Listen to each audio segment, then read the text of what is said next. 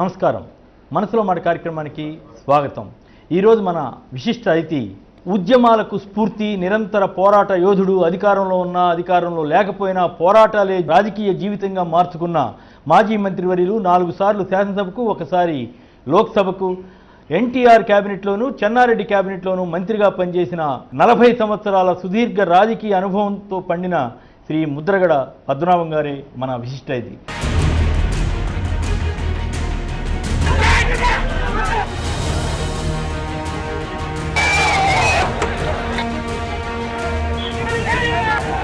ముందుగా వారికి స్వాగతం చెబుదాం. నమస్కారం పద్మనాభం గారు, ముందుగా మీ అవకాశం ఇచ్చినందుకు ధన్యవాదాలు. Welcome sir. చెప్పండి, అసలు మీరు సున్నితమైనటువంటి రాజకీయ మనస్కుడుగా పేరొందారు ఈ 40 ఏళ్లలో. అయినా కూడా 40 ఏళ్ళు ఒక సున్నిత రాజకీయ మనస్కుడు రాజకీయాల్లో కొనసాగడం చాలా ఆశ్చర్యం కలిగిస్తుంటుంది. ఎట్లా కొనసాగాలి? ఏమిటి మీ విజయ రహస్యం? అంటే నా క్యారెక్టర్ చూసి నా ప్రజానీకం నన్ను బాగా లైక్ చేసిన విధానం వల్ల కొనసాగడం జరిగిందని నేను అభిప్రాయపడుతున్నాను సార్. రాజీనామా చేసేసి ఇంటికి పోదాం అనే టైంలో రాజీనామా చేసిన మళ్ళీ నిలబడాలి, మళ్ళీ ఇంటికి వచ్చి జనంతో లారీలతో జనం వచ్చేసేది, మళ్ళీ నిలబడ్డం, మళ్ళీ రాజీనామా చేస్తే మళ్ళీ నిలబడ్డం. కానీ ఎన్ని చేసినా సార్ రూపాయి ఆశించకుండా గెలిపించే ప్రజానీకం సార్ బతపండి వచ్చారు. ఓకే, ఈ రోజు కొంచెం తేడా వచ్చి ఉంటే ఉండొచ్చు కానీ సార్ నేను ఎప్పుడు రూపాయి నన్ను అడగలేదు సార్, ఒక సారా ప్యాకెట్ అడగలేదు సార్, ఎప్పుడు ఒక సారా ప్యాకెట్. 5,000 10,000 ఎలక్షన్ సార్, అంతా వాళ్ళే సార్.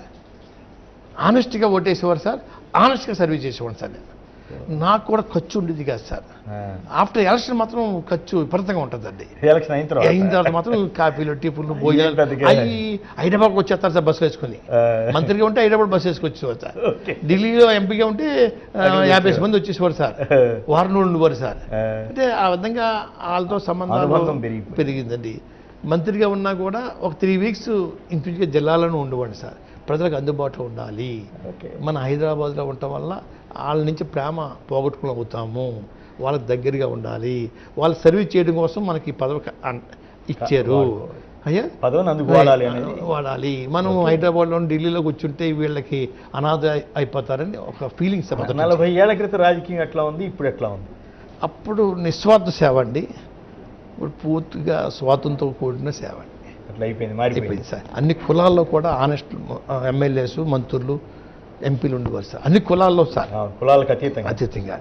ఈ ప్రజాసేవే వాళ్ళ లక్ష్యం తప్ప రెండో థాట్ ఉండేది కదా సార్ వాళ్ళకి. ఈరోజు కుటుంబం అండి, ముందు కుటుంబం సార్, అయ్యా తర్వాత వాడు కూడా ఉన్న ఫాలోయర్స్. అట్లా అయిపోయింది. ప్రజలకు సేవ చేయాలనే ఆలోచన అయితే మాత్రం చాలా తగ్గిపోయింది సార్. లేదు సార్, ఆ ప్రేమ ఉన్నంతకాలం నేను ఆ సేవ చేసే అవకాశం నాకు ఇచ్చారు సార్. నిజంగా అదృష్టవంతుడు సార్ నేను.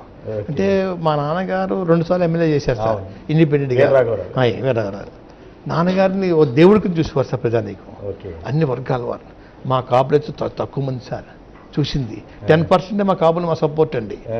మిగతా బీసీలు, దళితులు, గిరిజనులు అండి విపరీతంగా ప్రేమించేవారు సార్. సేమ్ మళ్ళీ నాకు అదే అభిమానం నాకు చూపించారు సార్. 78 అయ్యా ఎంత జనతా పార్టీ తరఫున చేశాను సార్. ఆ ప్రేమ మర్చిపోలేను సార్.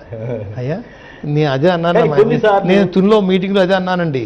నన్ను కన్నది మా తల్లిదండ్రులు, పెంచింది పత్తిపాడు నియోజకవర్గ ప్రజానీకం అని మనం చెప్పుకున్నాను సార్. అయితే మీ మీద ఒక విమర్శ ఉంది సార్, ఎక్కువ సార్లు చిన్ననాటికి కూడా దీక్ష చేస్తారని. అంటే సార్ నాకు కోర్టుకి వెళ్ళటం కదా నాకు అలవాటు లేదు సార్. మ్యాక్సిమం నేను చేయవలసిన ప్రయత్నం అన్నీ చేస్తాను సార్. ఆఫీసర్ లెవెల్లో అన్ని ప్రయత్నాలు చేస్తాను సార్. కాని పక్షంలో ఇంకా అది తప్ప నాకు ఆల్టర్నేటివ్ లేదు. రాజకీయంగా నేను కూడా అప్పట్లో ఒకసారి వచ్చాను సార్. ఉత్తరకంచి గొడవ జరిగింది కదా, అప్పుడు మీరు దీక్ష చేసి మీకు పోటీగా దీక్ష చేసి అట్లా చాలా చిన్న ఇష్యూస్ లో ఎందుకు మీరు అంటే చిన్న అంటే సార్ నా కార్యకర్తల్ని అర్ధరాత్రిగా 1 గంట దిగొచ్చి జైల్లో భార్య కోసం నేను ఏదైనా చేయడానికి తయారుగా ఉండాలి సార్. తయారుగా ఉన్నప్పుడు నాకు కూడా వాళ్ళు ఉంటారు సార్. నేను వాళ్ళని గాలికి వదిలిస్తే నా మీద కాన్ఫిడెన్స్ పోతుంది. కొన్నిసార్లు అలుగుతుంటారు, తుపాకీ మీరే పెట్టుకుని బెదిరిస్తారు. ఎట్లా అటువంటివి చేస్తే ప్రజాస్వామ్యంలో ఎట్లా సాధ్యం అవుతుంది? తప్ప సార్. ఇప్పుడు అప్పటికే ముఖ్యమంత్రి వీరే ఉన్నారు బాబు గారు అండి. 3 ఉత్తరాలు రాశాను సార్. ఏమండి అయ్యా, పోలీస్ అధికారిని తుపాకీ లేకుండా అడవిలోకి వెళ్ళమని చెప్పండి, నక్సలైట్ ఏం చెప్తే చేసుకొస్తారండి. అలాగే ప్రజలు కూడా బార్డర్లో ఉన్నవాళ్ళు వాళ్ళకి మంచినీళ్ళు అడుగుతారు, కాఫీ అడుగుతారు, బండి అడుగుతారు, అన్నం పెట్టమంటారండి. పెట్టకపోతే కాళ్ళు తీసేస్తారండి. పెడితే మీరు జైల్లో పారేస్తున్నారు. ఎంతవరకు సబూ సార్ బాబు గారు, పరిశీలించండి. అన్యాయంగా 13 కేసులు ఇరికించారు. కాపు రిజర్వేషన్ పోరాటం కాదు, కార్పొరేషన్ కాదు సార్, ఏలేసు పోలీస్ స్టేషన్. అప్పుడు ఉత్తరకంచి ఉత్తరకంది కాదు సార్, ఉత్తరకంది తర్వాత అండి నక్సలైట్ సాయపడ్డారని చెప్పేసి ఏలేసు పోలీస్ స్టేషన్ అటాక్ కి పబ్లిక్ ఉపయోగించుకున్నారు సార్. 13 ప్రముఖ నక్సలైట్ నాయకులండి, 13 మా క్యాటర్ని. అంటే ఒకసారే కాదు కదా, తర్వాత కూడా ఈ మధ్య కాలం కూడా మీరు రూమ్లో బంధించుకోవటం ఇదంతా అంటే జనాన్ని రప్పించుకుని వాళ్ళని బాధపడడం ఎందుకండి. వాళ్ళు వస్తుంటే వాళ్ళ ఫోన్ నెంబర్లు, వాళ్ళ బండి నెంబరు, వాళ్ళ పేరు, ఫోటోలు తీసేసి నానా బాధ పెడుతున్నప్పుడు ఎందుకు లోపల చేస్తానులే నా సమస్య. రాష్ట్ర చరిత్రలో ఎవరు ఇట్లా బెదిరించి రాజకీయం చేయలేని ఏకైక వ్యక్తి మీరేనే. ప్రభుత్వాన్ని కూడా చాలా సార్లు నా బ్లడ్ అలా ఉంది సార్, ఏం చెప్పమంటారు చెప్పండి. నాకు ఏదో నన్ను నమ్మిన వాళ్ళకి నమ్మని వాళ్ళు కూడా వచ్చి పనులు అడిగితే కూడా నా వంతు నేను చేయాలని తపన. అయితే మీరు మీ తండ్రి గారి దగ్గర నుంచి ఆటోమేటిక్గా రాజకీయాల్లోకి రావాలనుకుని వచ్చారా, మామూలుగా ప్రజలు కోరటం లేదా మీకే ఇంట్రెస్ట్ తోటి వచ్చారు? నాకు ఇంట్రెస్ట్ అంటే ఏం లేదు సార్. మా తండ్రి గారు చనిపోయిన తర్వాత ఎంఏ సుబ్బరాజు గారు ఉన్నారండి, మా నాన్నగారు కూలీకి మాట అండి. గౌతు లచ్చన్న గారండి, తెన్నేడు విశ్వనాథ్ గారండి, అందరూ మా నాన్నగారిని చనిపోయిన తర్వాత పరామర్శకు వచ్చండి. నాన్నగారి స్థానం భర్తీ చేయాలి, వదిలేకు ప్రజానీకాన్ని, మీ తండ్రి గారిని బాగా ప్రేమించిన ప్రజలు అని చెప్పి వారే నన్ను దింపారు సార్. నాకు సుబ్బరాజు గారు గురువు గారు, నాకు రాజకీయ గురువు గారు అండి, మా నాన్నగారు కాదు సార్. అప్పుడు సుబ్బరాజు గారు నీలం సంజయ్ రెడ్డి గారు తీసుకెళ్ళారు సార్. నీలం సంజయ్ రెడ్డి గారు మాకు బాగా మా తండ్రి గారు మంచి ఇష్టలు సార్. నీలం సంజయ్ రెడ్డి గారు రాష్ట్రపతి ఎలక్షన్కి మా ఫాదర్ కౌంటింగ్ ఏజెంట్ సార్ రాష్ట్రంలో అండి. అయ్యా అంత అటాచ్మెంట్ మాట అండి. మా రాఘవ కొడుకు వచ్చాడు, రాజుగారు దింపుతున్నాం అని చెప్పి హైదరాబాద్ బొల్లారం గెస్ట్ హౌస్ ఉంది కదా సార్, అక్కడ తీసుకెళ్ళి పరిచయం చేశారండి. అక్కడి నుంచి నన్ను సుబ్బరాజు గారు తిప్పేవారు అనమాట అండి. తర్వాత క్రమేపీ మీరు నిలబడిపోయారు. జనతా పార్టీ చీలిపోయినా కూడా మీరు చివరి వరకు ఉండిపోయింది సార్, ఉండిపోయారు. కానీ తెలుగుదేశంలోకి ఎట్లా అయ్యారు? రామారావు కవర్ చేశారు సార్. రామారావు గారు మా ఊరి నుంచి వెళ్ళారు సార్, వారి రథయాత్ర అండి. నేను వెళ్ళలేదు సార్. నేను అప్పుడు ఈలి ఆంజనేయ గారు వెస్ట్ సార్, వారిని పంపించి నన్ను తీసుకురమ్మని అంటే అప్పుడు వారు కూడా నేను వెళ్ళటం, వారి పార్టీలో జాయిన్ అవ్వమంటాం. నేను 5 years కూడా ఆ టర్మ్ అంతా జనతా పార్టీలో ఉండిపోయాను సార్. నలుగురు మిగిలాము సార్. జయపాల్ రెడ్డి గారండి, నాయన నరసింహారెడ్డి గారండి, ఒడ్డే రంగారావు గారండి, నేనండి. తర్వాత మరి ఎన్టీ రామారావు గారి దగ్గర కలిశారు, పార్టీలో చేరారు. మంత్రి పదవి కూడా వెంటనే ఇచ్చేసారు. నాకు 84 ఫస్ట్ ఎలక్షన్లో అండి డ్రైనేజ్ బోర్డు చైర్మన్ ఇచ్చారు. అప్పుడు రామారావుతో నాకు గొడవ వచ్చింది సార్. కొంచెం తీవ్రంగానే గొడవ పడ్డాను సార్. చాలా బచ్చాను నేనండి. అయ్యా అంటే రాజ్యసభ ఓటు క్రాస్ అయిందంటండి, 6th ప్రిఫరెన్షియల్ ఓటు అండి, ఫస్ట్ కాదండి 6th ప్రిఫరెన్స్ ఓటు క్రాస్ అయిందటండి.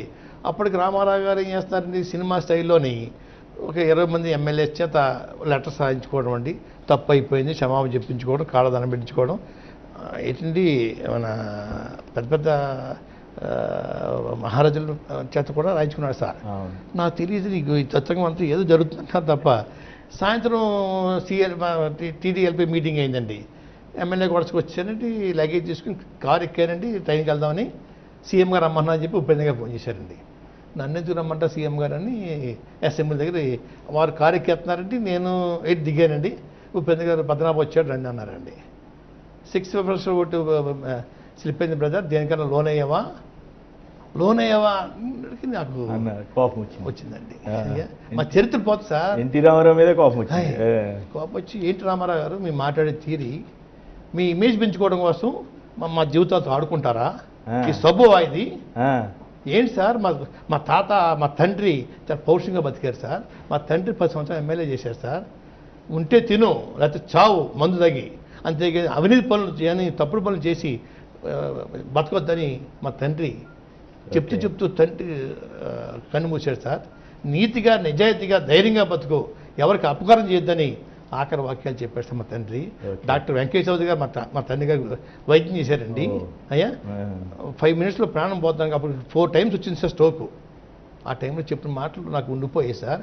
మీరు సర్టిఫికేట్ ఇస్తారని నేను ఆనెస్ట్గా ఉండలేదు సార్. మా తండ్రి మాట పోషించుకోవడం కోసం, మా తాతగారి చరిత్ర కాపాడటం నేను ఆనెస్ట్గా ఉంటున్నాను సార్. మరి తర్వాత మంత్రి పదవి ఎట్లా ఇచ్చారు? నాదిల బసరాజు కూడా వచ్చిందండి. అవును. నాదిల బసరాజు కూడా వచ్చింది. నన్ను డిప్యూటీ సీఎం ఇస్తానని ఎవరో వచ్చి అడిగారండి. నాకు వద్దు సార్, డబ్బు కూడా ఇస్తాన్నారండి, నాకు వద్దండి. రామారావు జెండా మీద గెలిచాను, వారి ఫోటోతో గెలిచాను, వారికి సపోర్ట్ చేస్తానని చెప్పేసి పొట్టి బసరావు నేను వారు రామారావు నాకు ఫోన్ చేయలేదండి రమ్మని. అప్పుడు స్టూడియోలో ఉన్నారు క్యాంప్, రామకృష్ణ నా అంతా నేను వెళ్ళానండి. ఓకే. వంగవీటి రంగానే పంపించాడండి నాదిల బసరావు. ప్యాక్ చేసి పట్టుకొచ్చి డిక్కీలు వేసుకుని అన్నారండి. రంగా వచ్చి అడిగారండి, అన్న నేను రానన్నా, నన్ను బాధ పెట్టద్దు, నేను రామారావు దైవాలు వచ్చాను, ఆయన కౌబెట్టి నాకు టికెట్ ఇచ్చారు, నేను గౌరవం ఇవ్వాలా. స్టూడియోకి వెళ్ళానండి. బ్రదర్ సారీ బ్రదర్ సారీ చెప్పాడు. ఎన్టీ రామారావు గారితో సారీ చెప్పించుకున్నారు మీరు. సారీ బ్రదర్ పాపం వేసినప్పుడు కాగలించుకోనండి అని అన్నారండి. అక్కడి నుంచి ఢిల్లీ రమ్మన్నారండి. ఢిల్లీ వరకు వస్తాను, క్యాంపులో ఉండండు, జైల్ సింగ్ అయితే మన క్యాంప్ ఉండండు నేను అన్నాను. రా అన్నారని తీసుకెళ్లారండి బ్రీఫింగ్ మాట్లాడి. తర్వాత 89 మళ్ళీ తేడా వచ్చింది. 89 మధ్యలో ఏమైందంటే చాగలో డిస్టిలరీ ఉంది సార్, గవర్నమెంట్ కరెక్ట్. ఆ డిస్టిలరీ రాజరాజేశ్వరి గారికి కావాలని కేసీబీ వారికి అండి. వారి చెల్లి గారు అబ్బాయి రామారావు అల్లుడు గారండి, నరేంద్ర గారండి. అయ్యా ఆవిడ పెళ్లి చేసిన తర్వాత ఆ డిస్టిలరీ కోసం కొంచెం మూతిపడ్డారండి. చిన్న ఫైర్ యాక్షన్ చేయించారు ఆవిడే, చేసేసి అమ్మేద్దామని చెప్పేసి రామారావు చేత ఒక దరఖాస్తు పెట్టేసి చేశాను. అమ్మడానికి వీలని చెప్పి నేను రాశాను సార్. ఓకే. కోపం వచ్చి రామారావు గారు అక్కడ మళ్ళీ 4 మార్పించేసిందండి ఆవిడ. ట్రాన్స్పోర్ట్ ఇప్పించిందండి. ట్రాన్స్పోర్ట్ ఇస్తే ఎందుకు ట్రాన్స్పోర్ట్ ఇచ్చారండి, నేను ఏం తప్పు చేశాను చెప్పడానికి నేను మళ్ళీ గొడవ పెట్టాను సార్. మళ్ళీ గొడవ వచ్చింది సార్. దాంతో మళ్ళీ బయటకు వచ్చేసాను. మళ్ళీ తర్వాత వీళ్ళతో కలిసినట్టున్నారు, కేఈ కృష్ణమూర్తి వాళ్ళు 27 మందిని తీశారు సార్ మంత్రులు. ఒకసారి అందరు నా రమ్మని అడిగారండి. రా అంటే వెళ్ళాను తప్పండి, నేనైతే అప్పటికి సైలెంట్గా ఉన్నాను. తర్వాత మళ్ళీ కాంగ్రెస్లోకి వచ్చి తర్వాత కాంగ్రెస్లో రాజీవ్ గాంధీ గారు దగ్గరికి తీసుకెళ్ళి జాయిన్ చేశారు. సో కాంగ్రెస్లో ఉన్నా కూడా మీరు అప్పుడు ఆందోళనలు, మరి చివరికి ఏ మాటకి ఆ మాట చెప్పుకోవాలి సార్. రామారావు గారి దగ్గర ఉన్న పీరియడ్ గోల్డెన్ పీరియడ్ సార్. అంతే, చాలా హ్యాపీ సార్. ఎంతోమందికి నేను అన్నం పెట్టాను సార్. వారి నన్ను చూసిన, నా మీద చూపిన అభిమానం అండి, నాకు ఇచ్చిన స్వేచ్ఛ అండి. ఓకే. ఏ మంత్రి చేయలేడు సార్, ఈవెన్ ఈరోజు ముఖ్యమంత్రి కూడా చేయలేడు సార్. ఎన్టీ రామారావు గారిని పదవి దించిన తర్వాత మీకు ఏమనిపించింది అప్పుడు చంద్రబాబు గారి నాయకత్వం? అన్యాయమే సార్, చాలా అన్యాయం సార్. నాదెళ్ల భాస్కరరావు గారిని ఎన్నిపోటు అన్నారండి, ఇదేమంటారు సార్? ఇది కూడా ఎన్నిపోటే కదా సార్. నేను లాల్జాన్ బాషా గారు పక్క కూర్చున్నాను సార్ పార్టీ మీటింగ్లో. సీఎం గారు రాగానే దండ వేసేవాడు సార్ రామారావుకి. అన్న కాలెట్లాగేసేసి జోడించుకోడేసేసి దండ ఎత్తనం చూసావన్నా అని చెవులో చెప్పుడు సార్ భాషా గారు చెప్పుడు సార్. జోకుల కింద కాలెట్ లాగేసేసి జోడించుకోడేసేసి ఆ కుర్చీలో కూర్చుని అన్న దండ వేసేసి ఏం షో చేస్తున్నాడన్నా. భలేగా ఉన్నాయండి. అంటే టీడీపీలో చాలా మందికి ఈ ఫీలింగ్ ఉన్నా కూడా అధికారం కోసం చాలా మందికి ఉన్నాయి సార్, చాలా మందికి అధికారం కోసం మరి అంత కలిసే ఉంటున్నారు, ఎవరు ఒకళ్ళు ప్రశ్నించే పరిస్థితి. ఏం చేస్తారు సార్, ఇక కాలం బట్టి నాదెళ్ల భాస్కరరావు ఎన్ని పోతాడు అన్నారండి. అది ఎన్నిపోటు ఈయనే పొడిచాడు సార్. నాదెళ్ల భాస్కరరావు అవమానించలేదు సార్, ఈయన జోడించి కొట్టించాడు సార్ అందచేత. వైశ్రాపట్నంలో కొట్టించారు కదా సార్. నాదెళ్ల భాస్కరరావు ఆ పని చేయలేదు సార్. గేడి దగ్గర నేను అక్కడ ప్రత్యక్ష సాక్షి. ఆ చెప్పులు పడినప్పుడు ఎదురుగా దాని మీద పరిటాల రవి, దేవిని నెహ్రూ వీళ్ళంతా ఉండారు, ఎన్టీఆర్తో పాటు ఉన్నారు కదా. మనసులో మాట కార్యక్రమంలో ఇప్పుడు చిన్న విరామం. కాదు, ఇక్కడ ఈ ప్రాంతంలో కాపు సామాజిక వర్గం ఒక ప్రధాన సామాజిక వర్గం కదా, అయినా ప్రభుత్వ పరంగా ఈ అప్రదిష్ట భాష అండి, ఇదే భాష సార్, ఇదే భాష. దురదృష్టవశాత్తు మిమ్మల్ని అరెస్ట్ చేసినప్పుడు కూడా అట్లాంటి భాష వాడారు.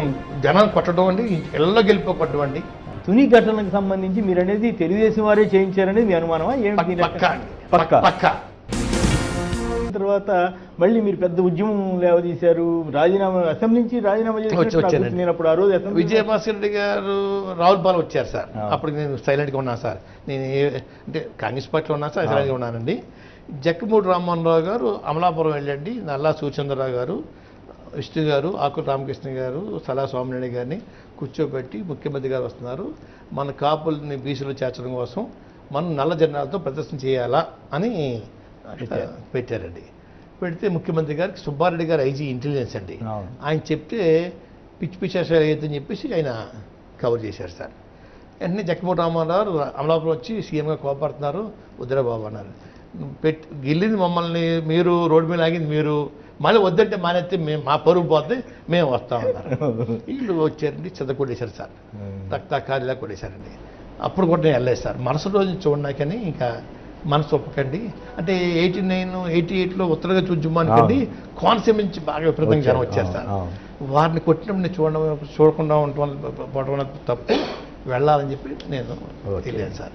వెళ్ళిన తర్వాత మన ఈనాడులోనే ముఖ్యమంత్రిపై మండేపడ్డ ముద్రగడ బ్యాడ్ హెడ్డింగ్ తోటి వార్త రాజేశారు. ఇంకా స్టార్ట్ అయ్యింది సార్. అయిపోయింది. రాసినదంటే 2 రోజుల పోతే మా పెద్దలందరూ వచ్చేసి ఏమిటి రక్తం చిందిన చోటే మనం మీటింగ్ పెట్టాలి, మీరు దానికి చీఫ్ గెస్ట్ అని అన్నారండి. నేను ఇప్పుడు చెప్పలేను అని చెప్పి హైదరాబాద్ వైఎస్ గారు గ్రూపులో ఉండేవాడు, రాజశేఖర్ గారి గ్రూపులో ఉండేవాడు. వెళ్ళి ఏమండి ఇలా ఉంది నా పరిస్థితి, కొంచెం మా కాన్స్టిట్యూన్సీ అంతా బీసీ కాన్స్టిట్యూన్సీ, నన్ను ఆదరించింది, నన్ను గెలిపించింది, ఈ స్థితికి వచ్చింది ఈ వర్గాలు సార్, అట్టడుగు వర్గాలండి, మా కాపులు తక్కువ సార్ అయ్యా చెప్పారండి.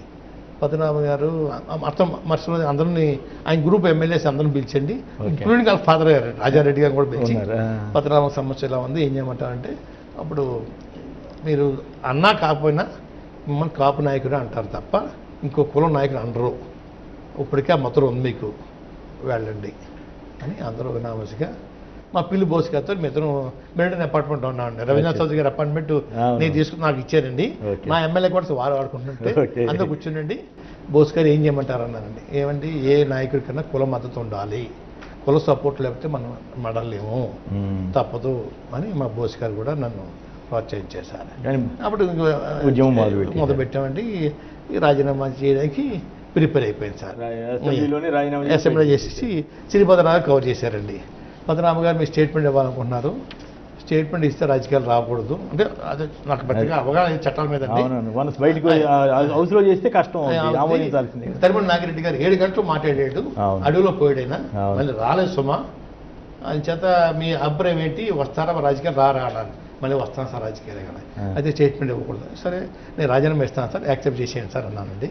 12 గంటల 1 నిమిషానికి ఇచ్చాను సార్. మళ్ళా ఉద్రేకంలోనూ ఆవేశంలో ఇచ్చినట్టుకున్నారు, మళ్ళీ ఒకసారి పునరాలోచన చేశాను, అన్ని ఆలోచించి ఇచ్చాను ఉన్నానండి. ఇచ్చేసిన తర్వాత మా క్యాస్ట్ ఎమ్మెల్యే ఒక లాలేదు సార్, నాకు కూడా రాజీనామా చేసిన తర్వాత అండి పిల్లి సుబ్బోస్ ఒకడే నా కారు దాకా దింపినాడు అయిన. ఈ రోజుకి చిన్న చిన్న డిఫరెన్స్ ఉన్న నా ఆ ప్రాంప్ సార్ నాకు కూడా ఉన్నాడు సార్.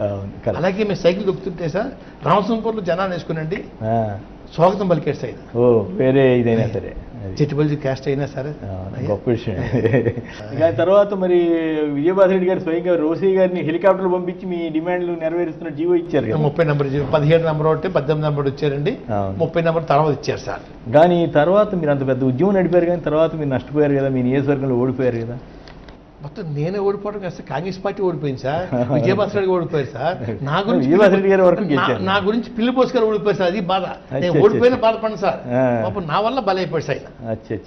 అయితే బీసీలు అప్పట్లో మీ మీద ఉన్నారండి. అంటే నేను చెప్పిన వాక్యాలు పత్రికలు పూర్తిగా రాయనిచ్చేవారు కదా సార్.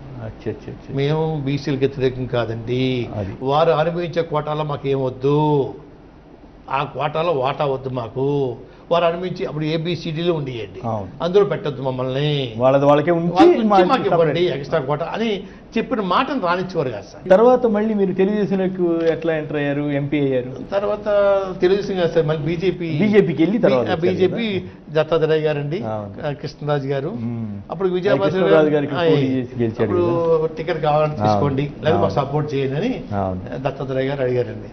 నాకు వద్దులండి, నేను కాంగ్రెస్ తరఫున ఇస్తాను అనుకున్నా, నేను ఇవ్వలేదు కాబట్టి మళ్ళీ ఇంకో పార్టీ తరఫున పదవి కోసం వెళ్ళిపోయాడు అంటారు అని, నాకు వద్దులండి చేస్తా అని చెప్పేసి వీరికి గిరిజాగ్రహం చేశాను సార్. తర్వాత వచ్చి TDPలోకి రమ్మని లోక్సభ స్పీకర్ గారండి బాలయ్య గారండి, మన అసెంబ్లీ స్పీకర్ గారు బాసరామరావును, దేవినేని వెంకటరమణ గారు ట్రైన్ యాక్షన్లో పోయారు సార్. అక్కడ శ్మశానంలో ముఖ్యమంత్రి గారు ముగ్గురిని పిలిచండి, ముద్దుగా పద్మనాభాన్ని మాట్లాడండి ఎంపీగా ఫస్ట్ అనౌన్స్ చేద్దాం పేరు. కానీ చంద్రబాబు మొదట్లో మీరంటే వ్యతిరేకం కదా, ఇప్పుడు ఎంపీగా మీరైతే గెలుస్తారని స్ట్రాటజీ. గెలుస్తారండి, మిగతా కాపు వర్గాలు కలిసి వస్తాయని చెప్పేసి అన్నారండి. వచ్చేసి ఈ ముగ్గురు ఓ 4-5 సీటింగ్లు వేసిన తర్వాత అండి, తర్వాత ఆయన ఇచ్చిన హామీ అమలు చేయలేకపోయాడు సార్. ఏమి ఇచ్చాడు? ఫస్ట్ సీట్ నాకు అనౌన్స్ చేస్తా అని చెప్పేసి చేయలేకపోయాడు సార్. అక్కడి నుంచి కృష్ణరాజు గారు ప్రెషర్ ఎక్కువైపోయింది సార్. చిత్రరాశి నుంచండి, సినిమా ఫీల్డ్ నుంచండి, దేశంలో ఉన్న మహారాజుల నుంచి, మా టికెట్ వాజ్పేయి గారితో సైతంగా, అద్వానీ గారితో సైతంగా మా పార్టీలో ఉన్న వ్యక్తిని మీరు తీసుకుని మా టికెట్ ఆయనకి ఇస్తారా అని చెప్పేసి దాడి చేయట్లో ఉక్కిపిక్కిరి అయిపోయాడు సార్. తర్వాత నర్సాపూర్కి మార్చారు కదా, తర్వాత మార్చారండి. నేను నాకేమో అన్న టైం నాకు ఇవ్వకపోతే నీకు కోపంగా వచ్చాను సార్. టికెట్ వద్దు భాస్కర్, ఏమొద్దు అతనే ఆడుకుంటాను మీరంటే తర్వాత మళ్ళీ పంపించారండి. అది ఇచ్చి అప్పుడు ఎంపీ ఇచ్చారు మాట అండి. అయితే తర్వాత ఎంపీ అయ్యారు, పాలిట్ బ్యూరోలో కూడా తీసుకున్నారు, ఎందుకంటే మహానాడులో అక్కడ మనం. తర్వాత మళ్ళీ సరే బాబు గారితో డైరెక్ట్ తగాదా లేదు ఆ రోజు, కాబట్టి మీరు దూరం అయిపోయారండి. కాంగ్రెస్ వదిలేశారు నన్ను, తప్పు కదా, నేను దిగడని చెప్పానండి. చంద్రబాబు గారు దింపేసి వదిలేశారు సార్. ఆఖరి 2 రోజులు ఉందనగా భద్రరామ గారు స్వయంగా ఫోన్ చేసి కోటి కావాలా, 2 కోట్లు కావాలి, 3 కోట్లు ఖర్చు పెట్టని గెలవాలన్నారండి. నాకు ఖర్చు పెట్టడం రాదండి, నా మిషనరీ ఖర్చు పెట్టమన్నారు. పంపుతాను, ఎంత కావాలి పంపుతాను ఖర్చు పెట్టడం నాకు ఏం లేదండి, పంపుతాన్నారు. నాకు వద్దండి బాబు గారు, మిగతా అయితే పుచ్చుకుంటారు సార్, నేను పుచ్చుకోలేదు సార్, పంపొద్దండి, నాకు చేత కాదు ఖర్చు పెట్టడం. మరి వదిలేసాడన్నారు, మళ్ళీ తర్వాత డబ్బులు ఇస్తానన్నారు అంటున్నారు. ఆఖరి 3 రోజుల్లో డబ్బులు ఇస్తాను, కోట్లు. తర్వాత మరి కాంగ్రెస్ లోకి ఎట్లా వచ్చారు? మళ్ళీ కాంగ్రెస్ మమ్మల్ని రాజశేఖర్ గారు రమ్మని కాల్ చేశారు సార్. పిల్లి సుభాష్ చంద్రబోస్ గారు మధ్యవర్తం చేసి రమ్మన్నారండి. రమ్మని పిఠాపురం వద్దు, తీసుకోవద్దు సుమా, పిఠాపురం కొత్తపేట పిఆర్పికి నెంబర్ 1 సీట్లు అయ్యి, పత్తిపాడ, తున, పెద్దాపురం మీ ఇష్టం ఏది కావాలో తీసుకోమని వారు 2-3 సార్లు ఫోన్ చేశారండి. బోస్ గారు పంపించారండి. సెలక్షన్ పిఠాపురం తప్పు సుమా అని కవర్ చేశారండి. నేను బాగాలేని చోటుకి వెళ్తాను సార్ అని చెప్పి నిర్మోహంగా పుచ్చుకున్నాను సార్. పాపం రివ్యూ చేశాడు సార్ ఆయన. భద్రరామ గారు డబ్బు కావాలా చెప్పండి, గెలవాలా మొదటి నుంచి కూడా ఎంటపడ్డాడు సార్ వైఎస్ గారు. ఒకసారి రాజమండ్రిలో ఆర్ఎండ్బి గెస్ట్ హౌస్లో రివ్యూ చేస్తున్నారండి, నైట్ 1 గంటకి సార్. వాట్ అబౌట్ పిఠాపురం అడిగాడు ఆయన. 20 కన్సిన్యూలు తీసేది ఆయన. వాట్ అబౌట్ పిఠాపురం అంటే వీక్గా ఉంది సార్ అన్నాడు. ఫోన్ కలపడినాడు భద్రరామ గారికి అన్నాడండి. భద్రరామ గారు వీక్గా ఉందంటే ఏం కావాలి మీకు, ఏం కావాలి? నాకు ఏం వద్దు, నువ్వు ఇచ్చిన డబ్బులే ఉన్నాయి, అయ్యే ఖర్చు పెట్టలేకపోతున్నాను, నేను చేత కావట్లేదు నాకు. ఇక సార్ ఆ దశలని దాటి మళ్ళీ కాపు ఉద్యమానికి ఎందుకు వచ్చారు? కాపు ఉద్యమం నేను ప్రశాంతంగా ఉన్నాను సార్. ఉన్నప్పుడు మా నాయకులు వచ్చి మనకు 30 నెంబర్ జీవో ఇచ్చారు. ముఖ్యమంత్రి గారు ఇంటింటికి వచ్చి మన జాతీయ సోదరులని సోదరమని లేపాడైనా. నేను ఉన్నాను పాదయాత్రలోను, మీటింగ్లోనండి, ఎన్నికల సందర్భంలో బీసీ స్టేటస్ ఇస్తాను, 1000 సంవత్సరానికి 1000 కోట్లు ఇస్తానండి, ఎల్కేజీ పీజీ దాకా ఫ్రీగా ఇస్తాను, కానీ ఏమీ అమలు కావట్లేదు. మనం అన్నీ వదిలేసామండి. ఇంతకని మాకు ఏముంది, గతంలో ఉద్యమం చేయడం వల్ల మమ్మల్ని ఓడించారు ప్రజలు, ఇంకా అంతకనే చేస్తారు మమ్మల్ని, దిగండి అని చెప్పేసి వాసిరెడ్డి యేసుదాస్ గారండి, మా వీంకు రవికుమార్ గారు, ఆర్ఎడ్ ప్రకాష్ గారు భీమవరం అండి, ఇంకా మా ఫ్రెండ్స్ మూర్తి గారు ఒకరు, అలాగే ఇబ్రహం గారు ఒకరు, వీళ్ళందరూ దిగండి. అప్పుడు ఫస్ట్ ఉత్తరం 26/7/2015 మొదటి ఉత్తరం ముఖ్యమంత్రి గారికి ముహూర్తం చేశాను సార్. ముహూర్తం పెట్టారు. అప్పటికి ఆయనకి వ్యతిరేకత లేదు సార్, ఎక్కడ లేదండి. ఫస్ట్ నాదే వ్యతిరేకత లెటర్. అయ్యా ఆ లెటర్ సమాధి చెప్పుంటే గొడవ లేదండి, ఇబ్బంది ఉండేది కదా, ఏదో రకంగా పరిష్కారం మీ వాళ్ళు పంపించండి మాట్లాడతాను అని చెప్పినా పోండి, ఏమీ లేదు సార్. లెటర్ మీద లెటర్లో అయ్యా. తర్వాత తుని సభకి ఇంకా ఎప్పుడైతే లెటర్ సమాధానం చెప్పలేదు, కార్యాచరణకి తుని మీటింగ్ పిలిపించారు సార్. అయ్యా దానికి ఎన్నో అవాంతరాలు సార్, ఎన్నో ఉండి గ్రామాలకు వెళ్ళిపోయి ఫ్లెక్స్ పెట్టాడు, ఈ సెల్ నెంబర్ ఏంటి అన్ని ఈడు అండి, మళ్ళీ ఆయన అదండి పెట్టి మర్యాద పడలేదు పోలీసులకి అండి. ఈడవడం పెట్టినాడు, ఆ సెల్ నెంబర్ ఆ పేరేంటి కాదు. ఇక్కడ ఈ ప్రాంతంలో కాపు సామాజిక వర్గం ఒక ప్రధాన సామాజిక వర్గం అయినా ప్రభుత్వ పరంగా ఈ అప్రదిష్ట భాష అండి, ఇదే భాష సార్, ఇదే భాష. దురదృష్టవశాత్తు మిమ్మల్ని అరెస్ట్ చేసినప్పుడు కూడా అట్లాంటి భాష వాడారు. జనాలు కొట్టడం అండి, ఇళ్ళలో గెలిపోకొట్టడం అండి, గుళ్ళో గెలిపోకొట్టడం అండి.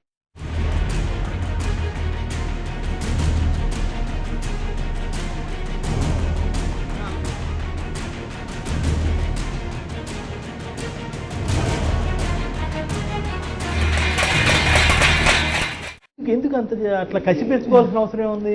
వాళ్ళు ఇచ్చిన మేనిఫెస్టోలో హామీయే కదా మీరు అడిగింది. మేనిఫెస్టోలో లేని ఒట్టాడడం లేదు సార్.